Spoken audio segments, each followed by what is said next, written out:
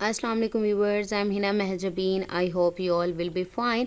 हम स्टडी कर रहे हैं MGT 201 फाइनेंशियल मैनेजमेंट का कोर्स, जिसका है module number 5 financial analysis tool and topic है 81 लिक्विडिटी एनालिसिस पार्ट नंबर 2, जो कि हम लोग लास्ट जो लेक्चर्स हैं वहाँ से ही लिक्विडिटी एनालिसिस का टॉपिक स्टार्ट कर चुके हैं। आज हमने लिक्विडिटी रेशोज़ एंड मेजर्स के बारे में पढ़ना है।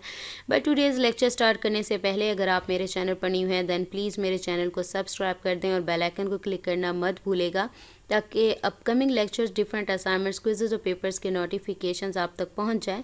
लाइक भी कीजिएगा, शेयर भी कीजिएगा। ओके जी, let's start from today's lecture that is about liquidity analysis, the ratios of liquidity and its measures. Current ratio, quick ratio, cash ratio, gross working capital, net working capital, cash conversion cycle, trade और operating cycle. तो ये ratios हैं जो आज हमने discuss करनी है. So let's start today's lecture. We are going through liquidity analysis of a business organization through a financial statement. We have talked about liquidity and its importance, that liquidity is something which is the key to the operations of a business. हमने क्या start किया हुआ था, हमने वैसे तो analysis, financial analysis start की थी, फिर हमने absolute analysis of relative analysis देखी और वन बाय वन करके हम इन एनालिसिस को, टाइप्स ऑफ एनालिसिस को डिस्कस कर रहे हैं। तो हमने लिक्विडिटी एनालिसिस का टॉपिक स्टार्ट किया हुआ है जो कि फाइनेंशियल स्टेटमेंट से निकला है, और यहाँ पर लिक्विडिटी के बारे में और उसकी इम्पोर्टेंस के बारे में प्रीवियस लेक्चर में भी हमने पढ़ा था कि की है to the operation of business. यानी लिक्विडिटी आप कह सकते हो कि वो कि आपके पास कैश या कैश इक्विवेलेंस कितना प्रेजेंट है। जितना ज़्यादा प्रेजेंट है आप कहोगे कि लिक्विडिटी उस बिज़नेस की, बिज़नेस ऑर्गेनाइजेशन की बहुत अच्छी है, लेकिन एक लिमिट होती है, लिमिट से ज़्यादा भी नहीं। उसके एडवांटेज, डिसएडवांटेजेस भी थोड़े से मैंने आपको बताए थे प्रीवियस लेक्चर में। बट ये है कि उसके पास कैश या कैश इक्विवेलेंस होना चाहिए, ठीक है। जितना ज़्यादा होगा, या जैसे रखता है कोई भी बिज़नेस हो, उसे कहेंगे कि हम उस बिज़नेस की जो लिक्विडिटी है वो अच्छी है। सो now we will have a look at various ratios or measures of measuring liquidity of business organization. Then we will have got some absolute measures which are used to see the liquidity of an organization. तो हमने liquidity की जो ratios हैं, various ratios हैं, उनको one by one discuss करना है. First one is current ratio. As we have discussed before, that current assets and current liabilities are those whose lifetime useful life is less than 1 year. Previous lecture में भी हमने current assets और current liabilities के बारे में पढ़ा था. वो assets जिनकी जो लाइफ टाइम है, यूज़फुल लाइफ जो है वो within 1 year या less than 1 year होती है, उसे हम current assets कहते हैं. एसेट्स जो चीज़ें आप लोगों के पास होते हैं, लाइबिलिटीज़ जो आपने कर्ज देने होते हैं, डेब्ट्स वगैरह होते हैं, यानी वो डेब्ट्स या लाइबिलिटीज़ जिनकी लाइफ टाइम या यूज़फुल टाइम जो होता है, लाइफ होती है, वो विद इन 1 ईयर, यानी पेमेंट्स वगैरह आपने विद इन 1 ईयर या लेस देन 1 ईयर करनी होती हैं, उन्हें, उन लाइबिलिटीज़ को हम करंट लाइबिलिटीज़ कहते हैं. सो द एसेट्स यहाँ पर मैंने हाईलाइट की हुई हैं, जो जो डेफिनेशंस हैं उनको मैंने बोल्ड फॉर्म में राइट किया है, बोल्ड कर दिया है, और जो हाईलाइट की हुई हैं वो इनकी डेफिनेशंस है, या फिर मोस्ट इंपॉर्टेंट हाईलाइट किए हुए हैं यानी लाइंस को, ताकि आपको पता होना चाहिए ये चीज़. So assets which are converted generally in cash in 1 year are called current assets, and the liabilities which are payable यानी जो पे करते हो आप, करनी होती हैं within 1 year are called current liabilities. So the ratio where we divide the amount of current assets with the current liabilities is actually a current ratio, यानी फार्मूला भी राइट किया हुआ है, और याद रखिएगा ये जो फार्मूलाज हैं मोस्ट इंपॉर्टेंट है. प्रीवियस मॉड्यूल्स भी जब मैं आपको समझा रही थी तो मैंने आपको जैसे present value, future value, simple interest, compound interest और इफेक्टिवनेस और इस तरह के जो फार्मूलाज थे वो बताए थे, और आपके जो पेपर्स में भी पूछे जा सकते हैं, इवन आपको सॉल्व करने के लिए भी दिए जाएंगे क्वेश्चंस. और अगर आप लोग ये लेक्चर जो सुन रहे हैं तो मैं आप लोगों का, अगर आप लोगों ने क्विज़ किया हो MGT 201 का, ये जो फर्स्ट क्विज़ आया था तो ये चीज़ें पूछी गई थी, यानी करंट रेशो बताएं, आपने सॉल्व करना था, यही वाला फार्मूला लगाकर। क्विक रेशो वाला भी था, कैश कन्वर्जन के बारे में भी पूछा हुआ था, उसका फार्मूला यूज़ करके आपने आंसर निकालना था। तो इसलिए अच्छा यही है कि आप यहीं पर ही अपने कॉन्सेप्ट्स क्लियर कर लें, क्योंकि एग्ज़ाम में ना सिर्फ एमसीक्यूज़ में बल्कि क्वेश्चन फॉर्म में भी जो स्टेटमेंट क्वेश्चंस होते हैं उसमें भी पूछा जा सकता है, यानी फार्मूलाज आते होंगे, देन ही आप इनको सॉल्व कर सकोगे। करंट रेशो यानी current assets divided by current liabilities, यानी आपकी जो कंपनी और बिजनेस ऑर्गेनाइजेशन है उसके पास कितने एसेट्स हैं, यानी आपके पास रेशो कितनी आती है, कितने एसेट्स आपके पास आते हैं। करंट लायबिलिटीज़ यानी वो लायबिलिटीज़ जो पे कर देते हो आप, यानी कर्ज देने के बाद बाकी कितने एसेट्स आप लोगों के पास बचते हैं। ठीक है, इस तरह की रेशो आ रही है। Next one is quick ratio. Quick ratio is a ratio which gives us more, or we can say that pinpoint or focus liquidity. It means that there are some such assets in current asset which take some time to be converted into cash. For this we calculate quick ratio, where we remove those current assets which require relatively longer period of conversion into cash, and these assets are called quick assets. Okay जी, अब quick ratio हमें क्या करती है कि आप current assets, हम बात कर रहे हैं जब भी लिक्विडिटी की बात करते हैं तो 1 ईयर यानी करंट एसेट्स की बात होती है जिनका यूज़फुल लाइफ है with in 1 year, less than 1 year होती है। लेकिन कुछ करंट एसेट्स ऐसे भी होते हैं जो ज़्यादा टाइम ले रहे होते हैं कन्वर्जन में, यानी उनको कैश में, क्योंकि लिक्विडिटी है ही यही कि आप कन्वर्ट कर सकते हो कैश या कैश इक्विवेलेंस में। तो यहाँ पर कितनी जल्दी जो ज़्यादा टाइम ले रहे हैं वह मोर देन 1 ईयर ले रहे हैं, यानी आपके पास कहो कि लॉन्गर पीरियड लेंगे तो उनको रिमूव कर देते हैं। ठीक है, तो जे को रिमूव करते हैं, और जब इन एसेट्स को हम क्या कहते हैं, क्विक एसेट्स भी कहते हैं। So a ratio in which we divide quick assets with the current liabilities is called quick ratio. ठीक है, यहाँ पर क्विक एसेट्स जो हैं, क्विक एसेट्स का भी फॉर्मूला है। क्विक करंट एसेट्स में से inventory and pre payments, inventory, अब ये भी क्वेश्चन आप लोगों का आया हुआ था एमसीक्यूज़ में, मैं सॉल्व किया था। क्विक एसेट्स फाइंड करने थे, तो वहाँ पर ये इन्वेंट्रीज और प्री पेमेंट्स भी गिवन थी, तो आपने क्या करना था, current assets minus inventory minus pre payments करना था। अब करंट एसेट्स तो जो जिनका लाइफ टाइम है, लाइफ यूज़फुल लाइफ है विद इन 1 ईयर। अब इन्वेंट्रीज़ वो चीज़ होती हैं जो आप सेलिंग पर्पस के ले लेते हो। अब हो सकता है पता नहीं वो कब सेल होती हैं, हो सकता है 1 ईयर से ज़्यादा भी ले लें, या प्री पेमेंट जो आप एडवांस में आप सपोज करो किसी का रेंट पे कर देते हो, ठीक है, इस टाइप की, तो उनमें से माइनस करें तो क्विक एसेट्स निकलते हैं, करंट एसेट्स में निकालें। यानी हो सकता है, ये नहीं कि उन्होंने मोर देन हो जाना है, नहीं, डाउटफुल जैसे कह दें कि इस तरह से उनको रिमूव कर दिया जाता है करंट एसेट्स में से, तो इन्हें क्या कहते हैं, क्विक एसेट्स कहते हैं। और इसको जो क्विक रेशो है उसे it is also termed as acid test ratio. पूछा जा सकता है कि किस रेशो को हम एसिड टेस्ट रेशो कहते हैं, तो हम क्विक रेशो को एसिड टेस्ट रेशो कहते हैं। It is the test which is done laboratories where very quickly we convert something into another form, यानी यहाँ क्विक रेशो का मतलब भी ये है कि क्विकली आप कन्वर्ट करते हो किसी चीज़ को दूसरी चीज़ में, यानी कैश में, and we can see the result, so that's why it is termed as quick ratio. So next one is cash ratio. Cash ratio, the ratio we consider the cash and the cash equivalents. The cash equivalents are those things which are not cash or currency but similar to them, checks, price bonds, which are readily convertible into cash without any change in their value. So we call them cash equivalents. यानी आपके पास consider जो cash और cash equivalence है उसे हम कहेंगे cash ratio, यानी वो रेशो जिसमें हम क्या है, कैश और कैश इक्विवेलेंस को करते हैं, यानी कितना कैश अवेलेबल है, हमारी जो करंट लायबिलिटीज़ हैं यानी जो विद इन 1 ईयर पे करनी है उसको निकाल कर हमारे पास कितना कैश बचता है। तो इसमें कैश इक्विवेलेंस क्या है, cash in hand, cash in banks वगैरह जो आपके पास है, कैश इक्विवेलेंस या हो चेक्स या प्राइस बॉन्ड्स वगैरह, यानी वो करेंसी वगैरह तो नहीं है, पैसे एज इट इज़ आप यूज़ कर लो, जस्ट आप इसको जैसे कैश करवा लेते हो चेक्स को, ये प्राइस बॉन्ड है उसे चेंज करवा कर आप पैसे ले सकते हो, इनकी वैल्यू चेंज नहीं होती, तो इन्हें कहते हैं हम कैश इक्विवेलेंस।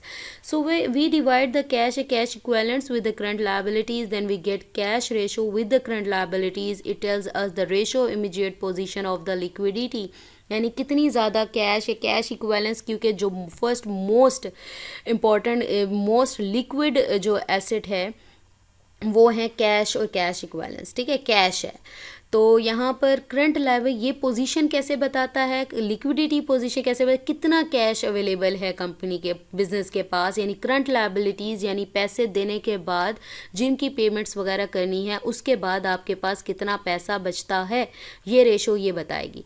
नेक्स्ट है gross working capital. We have overall current asset for seeing liquidity, क्योंकि हम यहाँ बात करें हैं करंट एसेट्स की। I mean that the total value of the current asset shows the liquidity position of a company, यानी within 1 year जितने भी एसेट्स हैं तो वो आपके कंपनी की लिक्विडिटी बताते हैं कि उनको कैश में कन्वर्ट कैसे किया जाए, कैश इक्विवेलेंस कितना अवेलेबल है। More is the value of current asset, better is the liquidity of company. As I said के लिक्विडिटी जो पोजीशन है कंपनी की वो किसको, करंट एसेट्स की जो टोटल वैल्यू है उससे पता चलता है। तो इसीलिए जितने ज़्यादा वैल्यू होगी करंट एसेट्स की उतनी ही बेटर लिक्विडिटी होगी। और लिक्विडिटी को और डिटेल में अगर आप स्टडी करना चाहते हैं तो प्रीवियस लेक्चर में ऑलरेडी बता चुकी हूँ। So with reference to current asset, we use the term gross working capital. अब gross working capital is nothing but the total value of all the current assets, and the current assets are commonly cash, cash receivables, inventory और prepayments। यानी ये जो pre payments वगैरह आप लोगों के पास हैं, ठीक है, तो या फिर कैश रिसीवेबल्स, कितना कैश आ रहा है या कितना आपके पास इन्वेंट्री है जो कैश में कन्वर्ट होगी, तो ये सारी इसकी जो वैल्यूज़ हैं वो क्या है, ग्रॉस वर्किंग कैपिटल कहलाता है। नेक्स्ट है net working capital. In working capital we have all the liquidity that there is in the form of current asset but then there are current liabilities. भाई जब हम बात करते हैं ग्रॉस वर्किंग कैपिटल की तो हम करंट एसेट्स की बात कर रहे थे, लेकिन जब नेट वर्किंग कैपिटल की बात होती है तो करंट लायबिलिटीज़ की बात हो रही है, क्योंकि वर्किंग कैपिटल यानी आपके पास कितना कैपिटल है। आप क्या करते हो, इसका फॉर्मूला भी देखें, आपको बताएगा कि करंट एसेट्स में से करंट लायबिलिटीज़ को माइनस कर दो, कितने एसेट्स आपके पास बचेंगे जो कि आपने पेमेंट्स वगैरह करने के बाद, जो डेब्ट्स वगैरह हैं वो क्लियर करने के बाद। करंट एसेट्स में से करंट लायबिलिटीज़ यानी आपने पेमेंट्स वगैरह सारी कर ली जो करनी थी, उसके बाद जो बचा वो आपका क्या होगा, नेट वर्किंग कैपिटल होगा। सो इन ग्रॉस ये हो गया। There are current liabilities, meaning that out of these current assets we have to pay something to others within a year, यानी जितनी चीज़ें हमारे पास होती हैं या लेनी होती हैं उसके साथ साथ हमने किसी को पे भी करना होता है। So if we want to see the net effect of it, whether our liquidity position by comparing current assets and current liabilities is good or not, we calculate the net working capital। मैं position देख सकती हूँ कि current asset यानी कितना पैसा मेरे पास, यहाँ पर लिक्विडिटी की बात हो रही है तो करंट एसेट्स की वो बात हो रही है, कैश और कैश इक्विवेलेंस कितना प्रेजेंट है विद इन 1 ईयर। ठीक है, तो जैसे ही मुझे पता चलेगा, जितना ज़्यादा आंसर इसका ज़्यादा आएगा तो मुझे पता चलेगा कि working capital, net working capital उतना ही ज़्यादा है, और ज़्यादा होगा तो लिक्विडिटी ज़्यादा है हमारी, यानी बिजनेस की पोजीशन भी अच्छी जा रही है।